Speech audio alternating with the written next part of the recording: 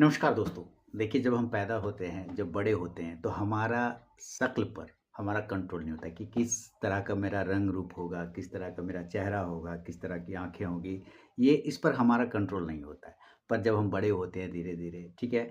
तो भी हमारा चेहरे पे हमारा कंट्रोल नहीं होता है। हाँ, हम उसको ठीक-ठाक कर सकते हैं, थोड़ा पॉलिश वगैरह कर लें, मतलब कहने का मतलब थोड़ा चमका लें क्रीम-व्रीम लगा के। लेकिन एक चीज़ है जो हमारे कंट्रोल में होता है, वो होता है हमारा वाणी, हमारा शब्द, है ना?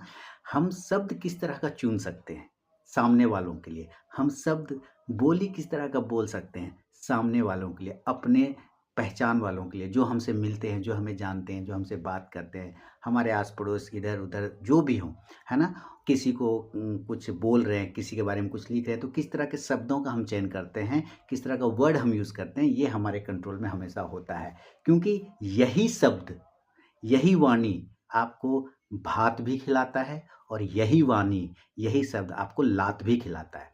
भात मतलब चावल, जो हम लोग अपने बिहारी लैंग्वेज में बोलते हैं दाल-भात, है ना?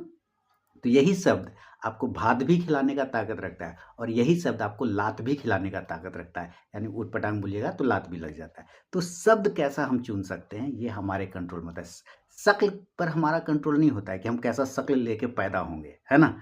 ये कभी कंट्रोल नहीं होता है, लेकिन हम कैसा बोली बोल सकते हैं, कैसा शब्द चुन सकते हैं, ये हमारे कंट्रोल में होता है। इसलिए याद रखिए, जब भी आप किसी के बारे में कुछ बोलिए, कुछ लिखिए, तो शब्दों का चयन, जो अपना वर्ड होता है, उस चयन को, उसको ध्यान में रखें, क्योंकि वो आपके पीछे आपके परिवार के संस्कार को भी दिखाता है। जब आप किसी के बारे में कुछ बोलते हैं ना, तो आपका जो बोली होता है, वो आपके परिवार के संस्कार को भी दिखाता है कि इसको कैसा संस्कार मिला होगा जो ये इस तरह का वर्ड बोलता है। सुना भी होगा कई लोगों के बारे में, दूर से लगता है इसका घर में जो है इसी तरह का बातचीत होता है, इसलिए ये ऐसा बोली बोलता है।